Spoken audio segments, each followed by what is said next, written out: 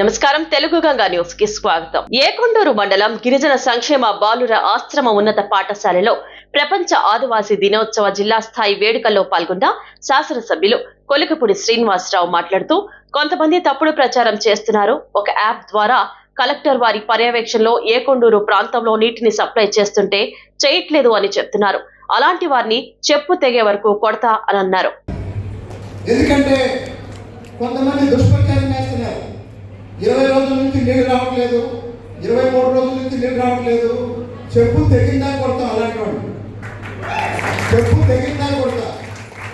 ఎందుకు అంటే ఒక యాప్ పెట్టి ఆ యాప్లో ప్రతిరోజు అప్లోడ్ చేసి నీరు సరఫరా చేస్తున్నారు.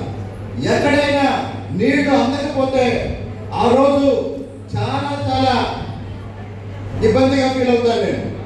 ఎందుకంటే మన ఇంట్లో 1 గంట నీళ్లు రాకపోతే